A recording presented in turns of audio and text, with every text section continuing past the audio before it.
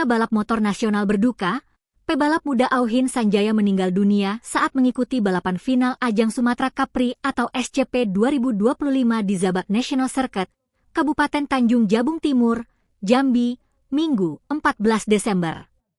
Insiden tragis itu terjadi ketika Auhin yang turun di kelas bebek 2 tes standar 125 cc Open mengalami kecelakaan di lintasan.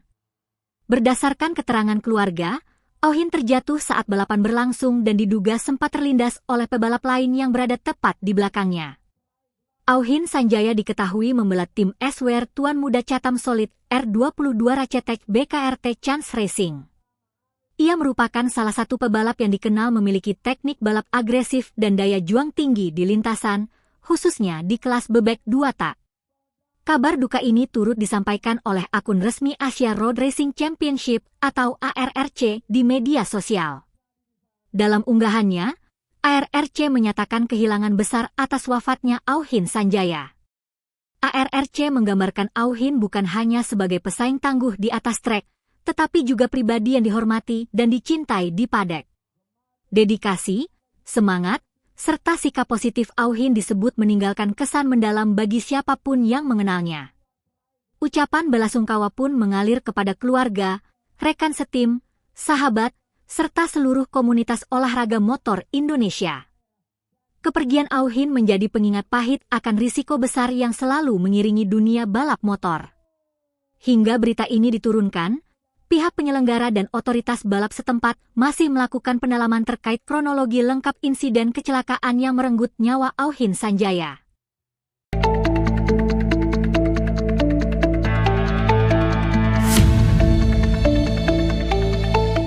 Polres Jeneponto melaksanakan kegiatan bakti sosial pendidikan dengan fokus menyalurkan bantuan seragam dan perlengkapan sekolah ke wilayah terpencil.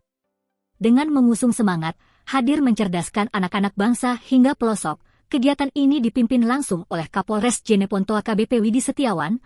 Pada Sabtu kemarin 13 Desember, Kapolres bersama pejabat utama dan komunitas trail menyalurkan bantuan ke Kecamatan Rumbia.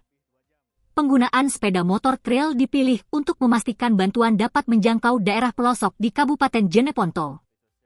Penyaluran bantuan dilakukan secara simbolis di 2 lokasi pendidikan, Sekolah Dasar Negeri atau SDN 28 Rumbia, Sekolah Menengah Pertama Negeri 4 Rumbia. Total sebanyak 130 siswa-siswi dari kedua sekolah tersebut menerima paket bantuan. Bantuan ini merupakan wujud nyata kepedulian Polres Jeneponto terhadap dunia pendidikan dan upaya meringankan beban ekonomi keluarga di daerah.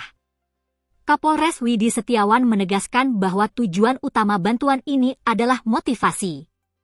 Pihak sekolah menyambut baik dan memberikan apresiasi tinggi. Kepala SDN 28 Rumbia, Amiruddin, dan Kepala SMPN 4 Rumbia, Muh Ismail, berharap kerjasama dan kepedulian seperti ini dapat terus berlanjut demi mendukung masa depan pendidikan di Rumbia.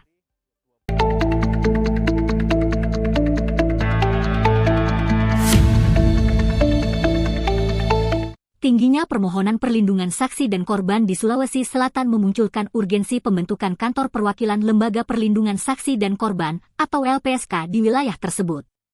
Anggota Komisi 13 DPR RI, Meiti Rahmatia, menilai kehadiran Kantor Perwakilan LPSK di Sulsel sudah menjadi kebutuhan mendesak guna memastikan layanan perlindungan berjalan cepat, merata, dan maksimal. Berdasarkan data tahun 2025, Sulawesi Selatan menempati peringkat ke-9 nasional dengan total 196 permohonan perlindungan dari 12.765 permohonan yang diterima LPSK secara nasional. Angka tersebut mencerminkan tingginya kebutuhan masyarakat terhadap layanan perlindungan, terutama dalam kasus kekerasan, pelecehan, dan tindak pidana lain yang membutuhkan pendampingan hukum dan psikologis. Meiti menilai tingginya angka permohonan tersebut tidak sebanding dengan fasilitas layanan yang tersedia saat ini. Ketiadaan kantor perwakilan LPSK di Sulsel dinilai berdampak langsung pada keterbatasan akses masyarakat terhadap perlindungan negara. Saat ini, LPSK menjalankan program Sahabat Saksi dan Korban, SSK, sebagai upaya memperluas jangkauan layanan. Di Sulawesi Selatan, terdapat 81 SSK yang tersebar di 11 kabupaten dan kota. Meski membantu menjembatani kebutuhan masyarakat, Meiti menilai program tersebut belum mampu menggantikan peran strategis kantor perwakilan LPSK yang memiliki kewenangan dan fasilitas lebih komprehensif. Ia juga menyoroti meningkatnya jumlah permohonan perlindungan dari korban pelecehan dan kekerasan. Menurutnya, fenomena ini berkaitan erat dengan tumbuhnya keberanian korban untuk melapor setelah melihat adanya perlindungan nyata dari LPSK. Meiti menegaskan, peningkatan jumlah permohonan tidak semata-mata harus dipandang sebagai beban, melainkan indikator positif meningkatnya kepercayaan publik terhadap LPSK.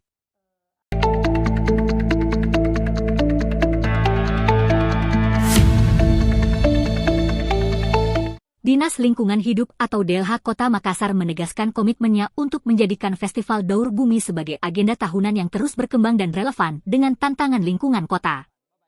Kepala DLH Kota Makassar, Helmi Budiman, memastikan festival tersebut akan kembali digelar pada tahun mendatang dengan konsep yang lebih inovatif, partisipatif, dan syarat muatan edukasi.